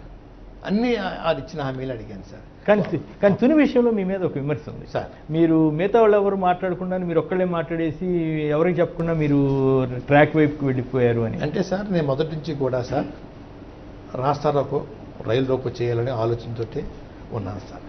ఈ మీటింగ్లో మాట్లాడడానికి అందరికీ అవకాశం ఇస్తే సార్ తెల్లారిపోతుంది సార్. తెల్లారిపోతుంది సార్. నేను అంచేది ఎవరిని ఆహ్వానించలేదు సార్. మా వాళ్ళు ఫోన్ చేస్తూ వస్తా ఉంటున్నారు, ఫోన్ చేస్తూ వస్తాను ఆహ్వానించానంటే ఏమైనా ఆహ్వానిస్తాం, ఇక్కడ సరిగా మర్యాద చేయలేము, మళ్ళీ బాధపడతారు వారు, నేను వెళ్ళి చూసుకోవాలా, ఇది జరిగే పని కాదు సుమా. దళిత నాయకులు కూడా వస్తున్నారు సార్ మీటింగ్కి, బీసీ నాయకులు వస్తున్నారు సార్, మేము సపోర్ట్ ఇస్తామంటే వద్దని బాబు, వచ్చిన తర్వాత మీరు కొంతమంది నెగిటివ్ నుంచి పాజిటివ్ వస్తారు, గంట మాట్లాడినప్పుడు స్టార్టింగే పాజిటివ్గా మాట్లాడరు, నెగిటివ్ నుంచి వస్తారండి. అప్పటికి ఈ సహనం నశించిపోతుంది. జనం కూర్చో అంటారు, టీవీలో బ్లాగ్ చూపిస్తారు, చూస్తారా మా జాతి వాళ్ళని అవమానించారు కాపులు అని మళ్ళీ సమస్య వస్తుంది సార్. వద్దండి అయ్యా, దళితులు వద్దన్నాను, బీసీ నాయకు కొంతమంది కూడా వద్దన్నాను సార్. అలాంటి పరిస్థితి వస్తుంది. వచ్చిన రాష్ట్రాలకు అతీతంగా ప్రాంత హనుమంతరావు గారు ఎవరెవరో వచ్చారు కదా, వచ్చినప్పుడు వాళ్ళందరితో మాట్లాడలేదు. మరి మీరు వాళ్ళకి చెప్పకుండా ఎట్లా వెళ్తారు ట్రాక్ మీదకి? వాళ్ళతో ఎవరికి చెప్పకుండా వాళ్ళంతా ఉన్న మనుషులకు చెప్పలేదు సార్ నేను, నాకు తప్ప. అంతే, ఎవరికి తెలియదు మీ స్టైల్లో మీరు వెళ్ళిపోయారు. ఏమిటండి చెప్పిన తర్వాత ఆగదు సార్. కానీ మీకు చెప్తారు సార్, 10 మందికి వెళ్తుందండి, 10 మంది చెప్తారు సార్. కానీ తర్వాత మరి తుని రైలు దగ్ధం ఎట్లా జరిగింది? అది ఎలా జరిగిందో మీకు తెలుసు. ఏమండి అటువంటి నేచర్ ఉన్న మనుషులు, నేను చంద్రబాబు నాయుడు గారు, మీరు ఆయన చరిత్ర చూస్తే తెలుసు మీకు. 84లో రామారావు అధికారం పోయిందండి. ఉపేంద్ర గారు వారు రామారావు స్టూడియోలో కూర్చునండి, రాత్రి పగలనకుండగా తగలబెట్టండి ఇద్దరునండి. చంద్రబాబు గారు ఎవరెవరు? ఉపేంద్ర గారు అండి, ఉపేంద్ర గారు, చంద్రబాబు నాయుడు గారు అండి. వాళ్ళిద్దరు ఏం చేశారు? రామారావు అధికారం పోయింది కదా సార్, నాగేంద్ర భాస్కర్ ఎక్కారండి. ఎక్కిన వెంటనే మనకు వ్యతిరేకంగా ఉన్న ఎమ్మెల్యేస్ ఇళ్ళు తగలబెట్టండి, ఆఫీసులు తగలబెట్టండి, బ్యాగులు తగలబెట్టండి. అట్లా చెప్పేవారా? స్టూడియోలో చాలా ప్రశాంతం, నేను శాంతి భద్రతలు కాపాడాలి. పచ్చి అబద్ధం అండి, నేను చెబుతున్నాను సార్. ఇప్పుడు తుని ఘటన కూడా ఎట్లా మీరు ఇంకా అంచేతే అండి, తుని ఘటన తేలిపోతుంది సార్. మా కేసులు హీరింగ్ చేయించని ఎందుకు చేయట్లేదు సార్? ఎందుకు చేయట్లేదు చెప్పండి. మీ మీద బోల్డ్ కేసులు పెట్టారు కదా. పెట్టారు సార్, చేయించమని చెప్తున్నా సార్. అసలు మిమ్మల్ని కదా ముందు అరెస్ట్ చేయాల్సింది, మిమ్మల్ని చేయకుండా. అదే టెక్నిక్ సార్ ఇది. ఏంటది? అంటే మీ లోతుకి వెళ్తే మీకు తెలుస్తుంది. ఆ కుట్రల్లో అలవాటు ఉన్న మనిషి చేస్తాడు సార్ ఈ పని. అది అయిపోయింది, రామారావు గొడవ అయిపోయిందండి. నెక్స్ట్ పల్లెటూరు రవి గారిని చంపేస్తారు తెలుసండి ఆయనకి, రామారావు తెలుసండి, ఆయనకి ఇన్సూరెన్స్ అంతా తెలుసండి. చంద్రబాబు తెలుసండి, చంపేస్తారు తెలుసండి. చంపేస్తారు తెలుసున్నప్పుడు ఆయన పక్కకు తీసుకెళ్ళి దాయవలసిన జాగ్రత్త పట్టాలి కదా, పూజ ఆయనకు ఉంది సార్. అది చేయలేదు సార్. అదే రోజు చూసుకోండి, అన్ని జిల్లాలో పార్టీ మీటింగ్ పెట్టారు సార్. టీడీపీ పార్టీ మీటింగ్ చనిపోతున్నారు అదే రోజు, అదే రోజు పెట్టారు సార్. ప్లాన్డ్గా పెట్టారు సార్. అక్కడ చంపడం, ఈ జిల్లాలో ఉన్న పార్టీ మీటింగ్ ఉన్న జనాన్ని రెచ్చగొట్టి ఆఫీసులు తగబెట్టండి, బస్సులు తగబెట్టండి, కార్లు తగబెట్టండి అని చెప్పి పరమాయించడం కూడా బాబు గారు సార్. అప్పుడు నేను టీడీపీలో ఉన్నాను సార్. మీకు కూడా తెలుసా సమాచారం? మీరు పక్కన భాస్కరరావు పక్కన ఉన్నారు సార్. మీకు చెప్పారా? మీతో ఎవరైనా చెప్పారా బస్సులు తగలబెట్టమని? భాస్కరరావు ఫోన్ తర్వాత నాకు ఫోన్ ఇచ్చేవారు సార్ వాళ్ళు. ఏమని చెప్పారు? ఇటువంటి పనులు చేయను నా చేత. ఎవరు చెప్పారు మీతో? పార్టీ ఆఫీస్ నుంచండి. పార్టీ ఆఫీస్ నుంచి? టీడీపీ ఆఫీస్ నుంచండి. భాస్కరరావు ఆఫీస్ పార్టీ ఆఫీస్ సంవత్సరం ఉండేది సార్. అందుకు వచ్చిన వాళ్ళు ఇద్దరు బస్సు తగలబెట్టమని చెప్పేవారు. ఎవరు? చంద్రబాబు గారు ఆదేశం అని చెప్పారా? సీఎం గారు బాబు గారు ఆదేశం చెప్పారు. అప్పుడు ఆయన అపోజిషన్ పార్టీ నాయకుడు బాబు గారు ఆదేశం అండి, క్లియర్ గా చెప్పారు సార్. మీరు చేయలేనని చెప్పారు. నేను చేయలేని చెప్పానండి. భాస్కరరావు మహారాణించడం నా ల్యాండ్ ఫోన్ అండి అప్పుడు, ఆయన తర్వాత నాకు చివరి ఫోన్ అండి. తుని ఘటనకు సంబంధించి మీరు అనేది తెలుగుదేశం వారే చేయించారనేది మీ అనుమానమా? పక్కా అండి, పక్కా. ఎట్లా మీ దగ్గర ఆధారాలు ఉన్నాయా? కేసు పెట్టారు కాబట్టి ఎదురు రాయేస్తున్నారా? ఎదురు రాయేసే అలవాటు నాకు లేదు సార్. ఉన్నది పేరుగా మాట్లాడడం తప్ప, దొంగ తిరిగిన మాటలు, వెంకరించి పొడి చేయడం, ముంచేయడం మనుషుల్ని నాకు. మరి తుని రైల్వే స్టేషన్ నాకు ఆశ్చర్యం ఏంటంటే సార్, ఇప్పుడు నాకు తెలియకొడతాను, పోలీస్ అంతా ఉన్నారు కదా, ఈ రోజు మేము చిన్న పాదయాత్ర చేస్తానంటే వేల మంది పెట్టేస్తున్నారే, అరే ఎందుకు పెట్టేస్తారు ట్రాక్ మీద? పోలీసు రైల్వే ట్రాక్ మీద ఎందుకు పెట్టలేదు సార్? మరి సభ జరుగుతున్న చోట ఎందుకు పెట్టలేదు సార్? తెలియదు అండి వాళ్ళకి. ఏమండి పోనీ ట్రైన్ వదలొద్దు అని చేసి ఫోన్ చేయొచ్చు కదండి. అవును, ఎందుకు చేయలేదు సార్? ఓకే. అంత కుట్ర బాగా ఉంది. కుట్రలో భాగం. కుట్ర అండి.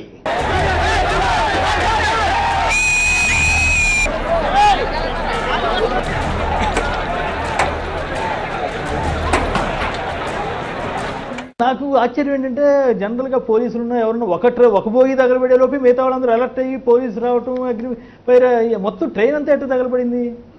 అదే సార్ గమ్మత్తు. అంతా మొదటి నుంచి మీటింగ్ పెట్టడం ఇష్టం లేదు సార్ వీళ్ళకి. ఓకే. మా స్టేజ్ కూడా తగలబెట్టమని మనుషులు మర్మాయించారు సార్. ఊరినాయను చాలా మంది పెట్రోల్ బ్యాగులో వేసుకునండి వేసేసుకుని పైన తువాలు కప్పుకుని మా డయాస్ లాగేసిన ప్రయత్నం చేశారు సార్. ఎవరు వాళ్ళు? ఇంత టీడీపీ కుట్ర సార్ ఇదంతాని. ఓకే. అంటే కాదుగా అదంతా మనుషులు- రైలు తగలబెట్టడానికి వెళ్ళారని కదా. వాళ్ళు ఉన్నారు సార్. మా మీటింగ్ డయాస్ కూడా లాగే చూశారు సార్. అనుకోకుండా చాలా స్ట్రాంగ్ డయాస్ అవటం వల్ల అటువైపు కూలిపోయింది సార్. ఓకే. మొత్తం చంపేస్తా చూశారు సార్ మనుషులందరినీ. అయ్యో. చంపేసేసి తగలబెట్టాలా. మా దాస్ గారు కూడా ఏంటి అని తోస్తే ఈ పులియారు అంటున్నాయండి. పెట్రోల్ బ్యాగ్ వేసుకునండి భుజాల మీద కింద పోలీస్ స్టేషన్ కూడా ఎవరు తగలబెట్టారు? వెళ్ళి అక్కడ గొడవ చేశారంట కదా కొంతమంది. గొడవ పోలీస్ స్టేషన్ కాపలా పెట్టాను. ఈరోజు మీకు పాదయాత్ర చేస్తుంటే వేళ అనౌన్స్ చేశారు సార్ మొన్న 26 పాదయాత్ర అని. అప్పుడే చుట్టూ నిఘా అది చేయలేరు సార్ వాళ్ళు. మరి అంత పెద్ద సభ జరుగుతున్నప్పుడు మరి ఉండాలి కదా. కరెక్టే మీరు చెప్పి మీ ఆర్గ్యుమెంట్ చూస్తే అనుకుని. కానీ ఆయన వెంటనే జరిగిన గంట సేపటికి ఆయన కనిపెట్టేసినట్టు అపోజిషన్ చేసింది రాయలసీమ గుండాలు లేదా అపోజిషన్ లీడర్ ఆధ్వర్యంలో జరిగిందని ఎట్లా చెప్పగలిగాడు చంద్రబాబు గారు? ఎదరోడి మీద తోసేయడం పెద్ద అలవాటు సార్. ఇంక ఎదురుదాడి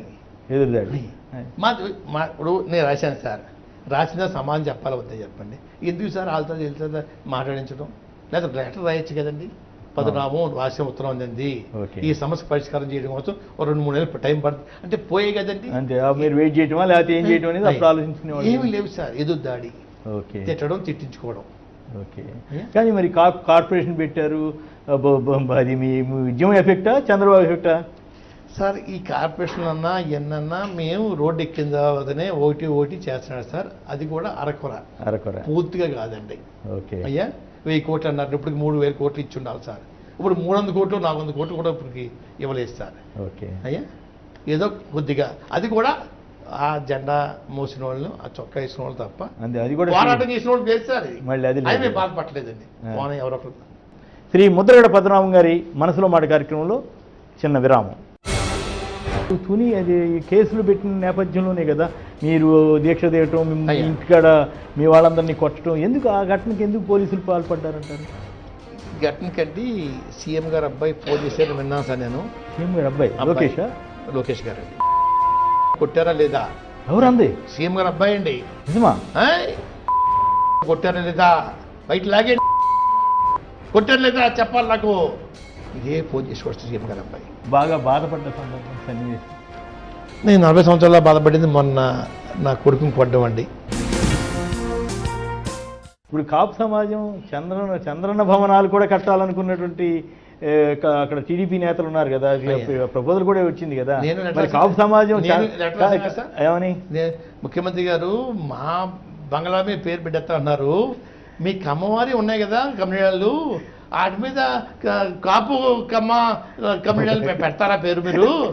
అంటే మేము అడుక్కుని జాతిని పై ఉన్న జాతా మీద సభవారం ముఖ్యమంత్రి గారు మర్చిపోయిన సంవత్సరం రాశారు కాబట్టి కోపం వస్తుంది ఎవరికైనా. రాదా మరి కాపు సమాజం ఎవరు ప్రపోజ్ చేసింది? ఎవరు? మీ టీడీపీ కాపు నేతలే కదా ప్రపోజల్. ఇప్పుడు కాపు సమాజం మీ వైపు ఉందా చంద్రబాబు వైపు ఉందా? మా వైపు ఉంది సార్. ఎట్లా? నాయకులు ఉన్నారు తప్పండి, ఎవరు లేరు సార్. చూతురు కానీ సార్ ఎన్ని చూతురుగా ఒక సంవత్సరం పోతే చెప్పాను చూసారా. మొన్న ఉత్తరం రాశానండి. మాకు మమ అనాలని ఆలోచన చేస్తున్నారమ్మో అయ్యా. భవిష్యత్తులో మీ జరగబోయే ఎన్నికల్లో మీ అధికారానికి మమ అనే పరిస్థితి తెచ్చుకుంటున్నారమ్మో. మేము మమ అనాలో వద్దో మీరు చెప్పండి ముఖ్యమంత్రి గారు రాశానండి. ఎన్ని వస్తాయి సార్ సంవత్సరం. కానీ ఒక రోజున ఇక్కడ దీక్ష మీరు చేస్తున్న సందర్భంలో మంత్రులు వచ్చారు, ఇది చేశారు. మీరు చాలా మరి మీరు హుందాతనం అనాలా ఏమో చాలా మీరు దాదాపు చంద్రబాబు పాదాలకి కాళ్ళు కడిగి ఇచ్చేస్తానన్నంత దాకా వెళ్ళారు కదా. అలాంటి పరిస్థితి నుంచి ఇక్కడికి వచ్చి పోలీసులు మనకు మీ కుటుంబం నుంచి వచ్చిన ఎట్లా ఆ ప్యారడీ? ఆ రోజు సార్ నేను ఆ మాటకి ఎంతోమంది తిట్టేశారు నన్ను. బీసీ నాయకులు తిట్టేశారు. నేను బీసీ నాయకులు కూడా వెళ్ళి కలడానికి వెళ్తే అండి, పద్మనాభ గారు ఉద్యమ నాయకుడిగా భాష వాడకూడదన్నారండి. సార్ ఒక యాంగిల్లో నా జాతికి మంచి జరిగితే చాలు, నేను శాశ్వతంగా రిటైర్ అయిపోతాను అన్న యాంగిల్లో నేను వాడానండి. మీ యాంగిల్లో తప్పుంటే అవ్వచ్చు, కానీ నేను మా జాతి మంచి జరుగుతున్నప్పుడు నాకు అంతకన్నా వేరే ఆలోచన లేదు సుమ్మా, నేను చేశాను. మీరు అంత మాట అన్నానండి. అన్న తర్వాత 8వ తారీఖు అనుకుంటాను దేశం విరమించింది. 9-10 బొడ్డు బాస రామారావు వచ్చారండి. బాస రామారావు ముఖ్యమంత్రి గారికి నేను థ్యాంక్స్ చెప్పాలా, ఫోన్ కలపండి బాస రామారావు, మీ ఫోన్ నుంచే మాట్లాడతాను, మీరే కదా నా రాయబారంతా అని వారినే ఉన్నానండి. వారినే మాట్లాడమన్నాను. పొద్దు నుంచి సాయంత్రం వరకు ట్రై చేశారు సార్. ఫ్లైట్లో ఉన్నారు, కార్లో ఉన్నారు, జర్నీలో ఉన్నారు, మీటింగ్కి వెళ్తున్నారు, మీటింగ్లో కూర్చున్నారు. ఇలాగే మాట్లాడడానికి ఇష్టపడలేదు కానండి. టోటల్గా 2 days అండి. భాస్కర్ గారు నా అంతా నేను ఫోన్ చేయను. ఏమంటే జగన్ గారు కూడా ఈ ఉద్యమాన్ని మద్దతు ఇస్తూ ఫిబ్రవరి 1వ తారీఖు రాత్రి స్టేట్మెంట్ ఇచ్చారండి. నేను వారికి కూడా థ్యాంక్స్ చెప్పాలా భాస్కర్ గారు. ముందు ముఖ్యమంత్రిగా చెప్పిన తర్వాత వారికి చెప్తాను. ముఖ్యమంత్రి గారికి ఎందుకు చెప్తాను భాస్కర్ గారు, రేపు పొద్దుట నేను పరిస్థితి చేసుకుంటాను, మీరు బాధపడకూడదు. ఏమంటే ముఖ్యమంత్రి గారు ఇక్కడ ఆగిపోయింది, ఇక్కడ ఆగిపోయింది, ఇక్కడ డబ్బులు లేవంట, ఇక్కడ కుర్చీ లేదంట, ఇక్కడ ఫోన్ లేదంట, ఇటువంటివన్నీ నేను తెలుసుకుని కూడా చెప్పుకుని నేను పరిస్థితి చేసుకుంటాను భాస్కర్ అంటే ఇంచుతో ఇష్టపడలేదు సార్. చంద్రబాబు ఇష్టపడినప్పుడు నేను ఎందుకు. కానీ ఇప్పుడు ఆ మాట అయిన తర్వాత ఇప్పుడు తుని అది కేసులు పెట్టిన నేపథ్యంలోనే కదా మీరు దీక్ష తీయటం, ఇంటికాడ మీ వాళ్ళందరినీ కొట్టడం, ఎందుకు ఆ ఘటనకి ఎందుకు పోలీసులు పాల్పడ్డారంటారు? ఘటనకండి సీఎం గారు అబ్బాయి ఫోన్ చేశారు, విన్నాను సార్ నేను. సీఎం గారు అబ్బాయి లోకేష్ గారు అండి. అబ్బాయి ఒకటే కొట్టారా లేదా? ఎవరు అంది? సీఎం గారు అబ్బాయి అండి. నిజమా? పోలీసుల్లో కొంతమంది వింటారు కదండి ఫోన్లు, నాకు చారేసి. ఎవరితో అన్నారు ఆ మాట? మీ ఆఫీసర్లతో, పెద్ద ఆఫీసర్ పేర్లు పెడితే మళ్ళీ వాళ్ళకి ప్రమాదం అండి. కొట్టారా లేదా, బయట లాగే కొట్టారు లేదా చెప్పాలి నాకు. ఇదే ఫోన్ చేసుకోవచ్చు సీఎం గారు అబ్బాయి. కానీ ఆశ్చర్యంగా ఉంది, అట్లా కుర్రాడు సీఎం గారు అబ్బాయి చెప్పిన తర్వాతనే స్పీడ్ అయ్యారు సార్ పోలీస్. సీఎంకి తెలియకుండా జరిగిందా, తెలిసి జరిగి ఉంటుందా? తెలియకుండా జరగటం ఉంటే ఉండదు సార్. ఓకే అయ్యా, కానీ ఇంట్లో వాళ్ళని ఎట్లా అవమానిస్తారు? మొత్తం అందరూ అవమానిస్తే ఇంటికి పోతాడు, మనకి హెడేక్ పోద్ది, అవమాన భారంతో కుంగిపోతాడు ఇంట్లో, బయట రావడం చూశాడు సార్. పిచ్చి మొన్నవాడు నేనండి. బంతిని ఎంత గట్టి కొడితే అంత పైకి లేస్తుందండి. కొట్టాడు, చూద్దాం భగవంతుడు ఉన్నాడు పనిష్మెంట్ ఇవ్వడానికి అండి. మీ అవమానం ఎట్లా, మీ సమాజం అంతా ఎట్లా చూసింది? అది నేను చెప్పను సార్ ఎలా చూసిందో, నేను అంచేత చూసిందా లేదా. మీ వార్తలు కవర్ చేయాలంటే కవర్ చేయడానికి కూడా లేకుండా మీడియాని కూడా కట్ చేశారు కదా. అనుభూతి చూపిస్తారా లేదు సార్. అంచేత ఒంటరి వాడిని అనాథను అని చెప్పుకున్నాను సార్. నేను నాకు కూడా ఉన్నారని చెప్పుకోవట్లేదు సార్. మరి ఇప్పుడు మంజునాథ్ కమిషన్ ఇవన్నీ వేశారు కదా, ఆ పరిణామ క్రమం ఏమన్నా? మంజునాథ్ కమిషన్ అన్ని చోట్ల బాగానే అయ్యాయి సార్. ఈస్ట్ వెస్ట్లో గలట చేద్దాం చూశారు సీఎం గారండి. అది కూడా కుట్ర పన్నాడు సార్. ఈయన బీసీలు మేము కొట్టుకోవాలని ఎక్కడెక్కడ నేను జాగ్రత్త తీసుకున్నాం సార్. మనం ఏదైనా గొడవ పడితే మాత్రం మీ గొడవ వల్ల మళ్ళీ ఇది ఆగిపోయింది వంక పెడతాడైనా. వాళ్ళు మూసినా తుడిచేసుకుందాం, తిట్టినా వినబడినట్టు నటించండి. తుని ఘటన అయితే ఘటన చూస్తే పారిపోతారు చాలామంది అండి. అక్కడే కూర్చున్నాం సార్. మరుసటి రోజు నీ అరెస్ట్ అంట అని చాలా మంది చెప్పారు.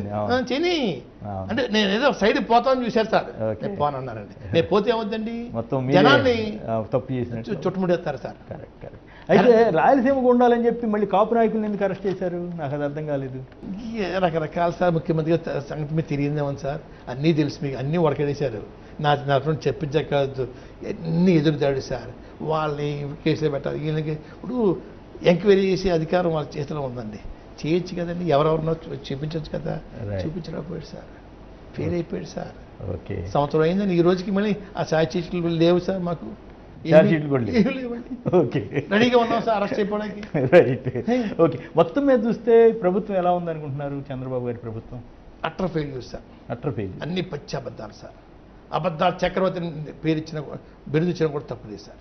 జనం ఏమనుకుంటున్నారు, మట్టి అమ్మేస్తున్నారు, ఇసుక అమ్మేస్తున్నారు, గ్రావెల్ అమ్మేస్తున్నారండి, సిమెంట్లో కలిపి కానీ ఈస్ట్ వెస్ట్ గోదావరిలో మొత్తం కాపు సమాజం అంతా టీడీపీకే మద్దతు ఇచ్చింది కదా అప్పుడు ఇచ్చారు సార్, అప్పుడు ఆయన హామీ ఇచ్చారు కాబట్టి ఇచ్చారు సార్. ఓకే, ఇప్పుడు ఎట్లా ఉందనుకుంటున్నారు? ఇంటికి వచ్చారు కదా సార్. ఇప్పుడు ఎలా ఉందనుకుంటున్నారు? చూద్దాం సార్, మీరు చూపిద్దాం. రేపు ఆయన ఇచ్చిన హామీ అమలు చేస్తే ఒక రకంగా ఉంటుంది సార్, లేనప్పుడు ఇంకో రకంగా ఉంటుందండి.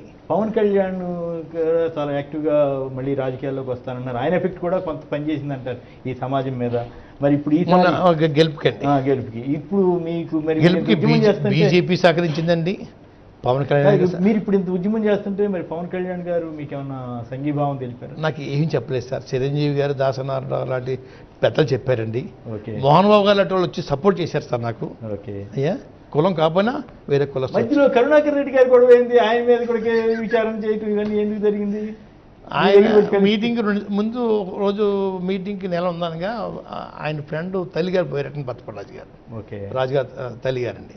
ఆయన చదువుకున్నారటండి. ఓకే, పత్రాలు వచ్చాను మిమ్మల్ని చూసి వెళ్ళిపోతాను అన్నారు సార్. అందరూ ప్రెస్ ఉండగా మాట్లాడుకున్నాం సార్. మళ్ళీ తుని 4 మీటింగ్ ఉందగా మళ్ళీ వచ్చారు సార్. అందరూ ఉండగానే మళ్ళీ లోపల సీక్రెట్గా సూట్ కేసు పుచ్చుకోవడం, బాంబులు ఇవ్వటం ఏమి లేవు సార్. ఓకే, దాన్ని బొత్తతో చూపిస్తున్నారు సార్. సిఐడి ఎంక్వైరీ చేసి ఎంతో మంది టీడీపీ మంత్రులు ఫోన్ చేశారు సార్ నాకు. ఏమని? మీటింగ్ సక్సెస్ అవ్వాలి, మీటింగ్ సక్సెస్ అవ్వాలి. మీరు తుని మీటింగ్ సార్, ఎంతో మంది ఎమ్మెల్యేలు ఫోన్ చేశారు సార్. మమ్మల్ని పురుగుని చూస్తున్నాడు. ఎవరు? చంద్రబాబు నాయుడు గారికి. ఎవరండి? పురుగుని చూస్తున్నాడు, సక్సెస్ అవ్వాలా, ఏమైనా ఫండ్ పంపమంటారా? ఫండ్ వద్దు సార్. మరి బయటికి పైన స్టేట్మెంట్లు ఇస్తున్నారు కదా, మీరు జగన్ గారు ఏదేంటని, జగన్ గారు మిమ్మల్ని రెచ్చగొడుతున్నారని అని చెబుతారు. ఎంతవరకు వాస్తవం? ఎన్ని సార్ బయట చెప్పకపోతే సీఎం గారు పాపం గడుపుకోలేరు సార్. ఇప్పుడు కదండి, ఇప్పుడు నేను ఉత్తరం రాశాను అనుకోండి, కాపు ఎమ్మెల్యే మంత్రి మీద చూస్తున్నాడండి, స్పందించలేదే. ఇంకా వాళ్ళకి ఊపి రావట్లేదు సార్. వాళ్ళు మనస్ఫూర్తిగా ఇచ్చింది కాదు సార్, వాళ్ళు మా సోదరులే కదండి. ఓకే, లోపల కోరికన్నా కూడా మీ ద్వారా వాళ్ళు ఎంతో మంది చేశారు సార్. ఇప్పుడు చాలా మంది చెప్పారు, పద్మనాభం గారు గతంలో కిలోమీటర్ అవతల ఆఫీస్ వాడు కారు, ముఖ్యమంత్రి గారి ఇంటికి వెళ్తేని దగ్గర రానిస్తారు మమ్మల్ని. గౌరవం అంటే ఈ పార్టీ కదండి, ఏ పార్టీ అయినా సరే ఈ మీటింగ్ సక్సెస్ అయితే కాపోడు అన్నవాడికి గౌరవం పెరుగుద్ది, గౌరవిస్తారు, సక్సెస్ అవ్వాలి. మా సాయి ఏం కావాలో చెప్పండి. మీ వల్ల వాళ్ళకి ఉపయోగం జరిగిందట అయితే? బాగానండి, బాగా జరిగింది. నేను కామెంట్ చేయను, బాగా జరిగింది సార్. ఓకే, హ్యాపీగా ఉన్నారు. మరి బీసీ వర్గాలు ఎట్లా, మీరు వాళ్ళని ఎట్లా కలుపుకెళ్ళగలుగుతున్నారు? మరి ఈ ఉద్యమంలో కొంతమంది వ్యతిరేకిస్తుంటారు కదా. బీసీ వర్గాల దగ్గరకు చాలా మంది వెళ్ళాను సార్. మేము మీ కోటాలో వాటా ఆడట్లేదండి అయ్యా, నమ్మండి. మీ కోటాలో ఇస్తే మేము పుచ్చుకోము, మాకు వద్దండి. బీసీలు, ఎస్సీలు, గిరిజనులు అనుభవించే 49%లో కాకుండా 59లో మాకు ఇమ్మని అడుగుతున్నామండి.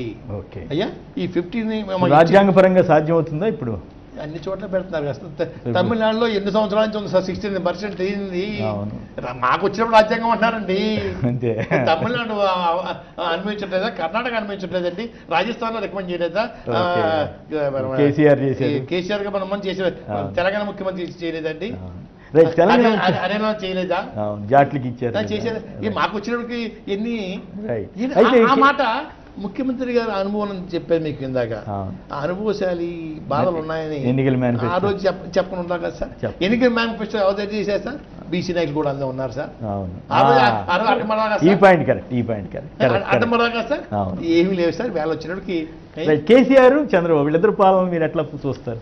అంటే కేసీఆర్ గారు నాకు తెలియదు కానీ సార్, మొన్నైతే వారు ఇస్తాన హామీని అమలు చేయడం కోసం 2 కమిషన్లు వేసి త్వరగా రిపోర్ట్ తెప్పించుకొని క్యాబినెట్ తీర్మానం చేసి, అసెంబ్లీలో తీర్మానం చేసి 9th సెంచరీలో చేర్చమని కేంద్రాన్ని రికమెండ్ చేయడంలో గొప్పవాడిగా నేను భావిస్తున్నాను సార్. ఓకే, ఆ పని ఈయన చేయాలి సార్. ఆయన కన్నా ముందు అప్పర్ సీనియర్ కాబట్టి, అప్పర్ మేధావి, అప్పర్ సీనియర్ మోస్ట్ ముఖ్యమంత్రి అండి వారు. నిన్నగా ఆయన మొన్న ముఖ్యమంత్రి అండి, వారికి అనుభవం ఉండదండి. అనుభవం లేని వ్యక్తి.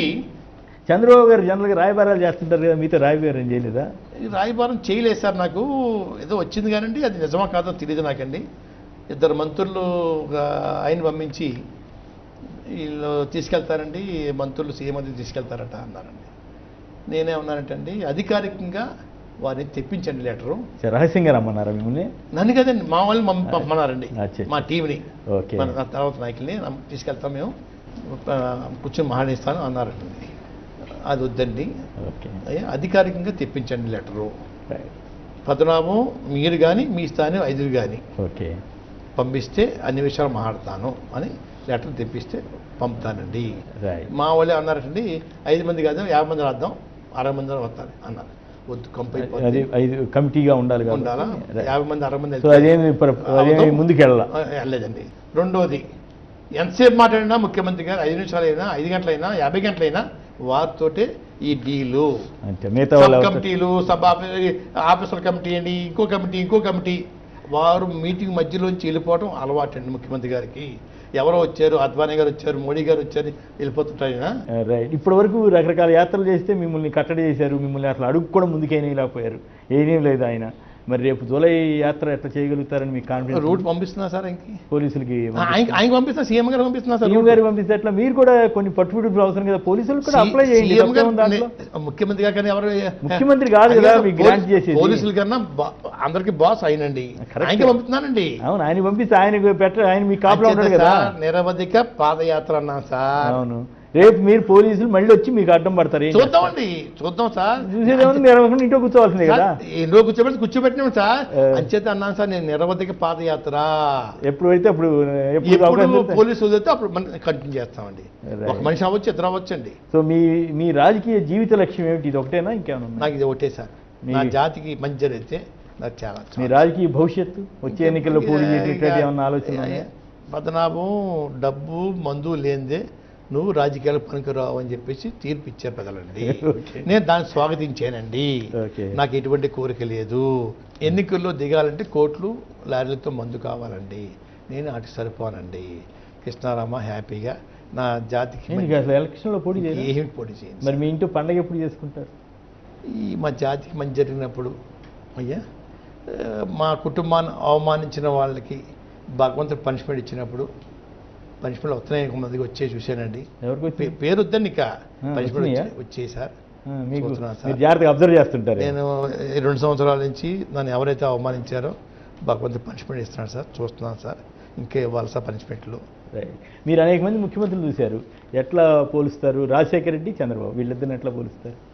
నేను ఇంకా ఎన్టీ రామారావు అంటే రామారావు ఒక రకం పరిపాలన అండి, వారు కమిట్మెంట్తో కూడుకున్న వ్యవహారం అండి. వైఎస్ గారు దానకరుడు ఇంచుమించుగా ఆ కోపకు చెందినవాడు సార్. ఆయన ఏ కార్యక్రమం కావాలంటే ఆ కార్యక్రమం చేసి ప్రజలను ఆకట్టుకొని ప్రజల కష్టాల్లో పాల్పంచుకునే వ్యక్తి, మహావ్యక్తిగా మనం పోల్చొచ్చు సార్. నేనేమి ఆయన గొప్ప చెప్పాలని కాదు అండి. అలాగే ఎన్టీ రామారావు గారండి, రామారావు గారిని వైఎస్ గారిని ఇంచుమించుగా మనం ఒక చూడచ్చు సార్. మిగతా వాళ్ళు ఎవరు నాకు లేదు సార్. చంద్రబాబు నాయుడు గారు పోల్చడానికి సార్ మీటింగ్లు పెడతారు సార్, 18-20 గంటలు పెట్టినట్టుగా నటిస్తారు సార్. ఆయన అవుట్పుట్ ఏముండదు సార్, సొల్లండి. చెప్పింది చెప్పి ఏదో కష్టపడిపోతున్నాను ప్రజలకు చూపించడం కోసం తప్ప అవుట్పుట్ ఏమి ఉండదు సార్. బాబు మీ పిల్లలు కానీ మీ కుటుంబ సభ్యులు ఎవరు ఇంకెవరు రారు సార్ రాజకీయాలు. అంటే మీ కుటుంబం రాజకీయాలు కలుసుతో అయిపోయి పిల్లలు ఏం చేస్తున్నారు? మీ పిల్లలు? మా పెద్ద అబ్బాయి పేషెంట్ అయిపోయాడు సార్. పెళ్ళి అయిన తర్వాత పడిపోయాడండి.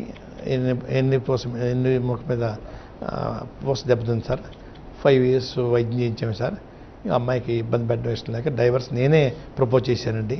పెళ్ళి అయిన తర్వాత ఎవరు ఒప్పుకోలేసే మా బంధువులు, మన అవసరం లేదన్నారు. తప్పు, ఆ అమ్మాయిని ఉసురు పెట్టకూడదు సుమా, మనకన్నాం మా కొడుకు గురించి నేను పడచ్చు బాధ, ఆ అమ్మాయి గురించి కూడా మనం బాధపడవచ్చు అని చెప్పేసి అమ్మాయికి డైవర్స్ ఇచ్చాం సార్. మా అమ్మాయిని రాజమండ్రి బాలపూడి రవికుమార్ గారు అబ్బాయికి ఇచ్చానండి. అయ్యా చిన్న అబ్బాయినేమో తుని నర్సే శివాజీ గారు బాగానే సెటిల్ అయ్యారండి.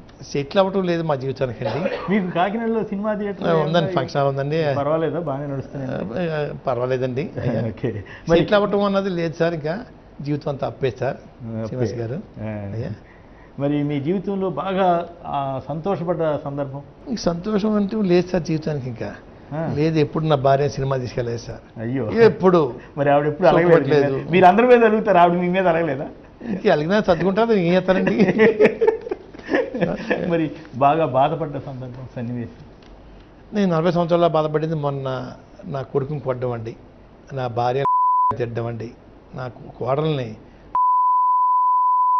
కొడితే దిక్కెవరే, ఈ మాటలే నాకు అలా ఉండిపోయాయి సార్. ఏమీ మర్చిపోలేదు సార్. అయ్యా అది వారంగా 2 సార్లు గుర్తొస్తుంటుంది నాకండి. అనాథం అయిపోవటం వల్ల ఈ విధంగా ప్రవర్తించారే, అల్పుడిని ఏం చేయలేకపోతున్నానే. అయ్యా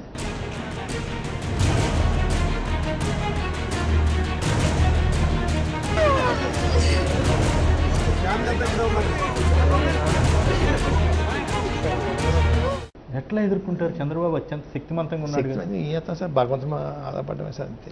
ఇప్పుడు ప్రస్తుతం ఏ రాజకీయ పార్టీలోనూ ఉన్నట్లా లేదా? ఏ పార్టీలు లేదు సార్, ఈ భవిష్యత్తులో ఖాళీగా కూడా ఉన్నారు. ఏ పార్టీలో ఇంకా లేదు సార్, లేదు సార్, ప్రస్తుతానికి అది ఏం లేదండి. ఏదన్నా రేపొద్దున ఆ ముఖ్యమంత్రి గారు మా జాతికి మామ అంటే ఆయన మామ అనడం కోసం ఎవరితో ప్రయాణం చేయాలో ఆలోచించుకోవాలి సార్. అప్పుడు ప్రస్తుతానికి అయితే మైండ్లో ఏం లేదు సార్. వారు అన్న మాట ఆ మామ తర్వాత మా కార్యక్రమం ఉంటుంది సార్. అట్లయితే ఇప్పుడు ఎలక్షన్ జరిగితే ఎట్లా ఉంటుంది? ఎందుకు చెప్పండి సార్. ఇప్పుడు ఏదైనా utter failure sir Chandrababu Naidu గారు, అంతే. ఏదైనా అట్టర్ ఫెయిల్యూర్ సార్, పచ్చి అబద్ధాలు సార్. అన్ని వర్గాలని మోసం చేస్తున్నాడు సార్, అన్ని వర్గాలనండి, ఒక వర్గం కాదు సార్. ఓకే. కమ్మార్లో పూర్తిగా హ్యాపీగా ఉన్నారా? కాదండి, వాళ్ళు కూడా లేదు, కొంతమంది సార్. ఓకే, వాళ్ళకు కూడా సార్. ప్రత్యేక హోదా మీద కూడా మీరు స్పందించారు, ఆ దీక్షకు కూడా దిగుతామన్నారు. దేశ దిగుతాం లేదు సార్, చేయమన్నారు. మీరు ఎవరి మట్టుకు వాళ్ళు ఈ హోదా కావాలని ఆందోళన చేస్తా ఉన్నారు, కార్యక్రమం తీసుకుంటున్నారు. అందరూ కలిసి ఒక గొడుగు కింద చేస్తే బాగుంటుందండి. 100-150 మంది 200 మందితోటి రౌండ్ టేబుల్ సమావేశం పెట్టి పొద్దున సాయంత్రం డిస్కస్ చేసి చంద్రబాబు గారు రాజీ పడ్డాము, దాంట్లో ప్యాకేజ్ తీసుకున్నామని చెప్పేసరికి ప్యాకేజ్ అండి ఏంటి సార్, ఓటు నోటు కేసు గురించి పారిపోచ్చేసాడు అయినా. అంతేనా? అంతేనండి, దేనికోసం వదిలేసాడు అయినా.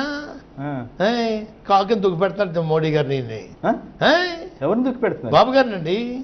నిజంగా అంత సార్ లేదంటే నోటు కేసులో బయట లాగేస్తారు సార్, బయట పడుతుంటారు, బయట ఇబ్బంది పెడతారు. చూస్తున్నా శశికళ గారి పరిస్థితి ఏంటండి, అదే పరిస్థితి వస్తుందండి.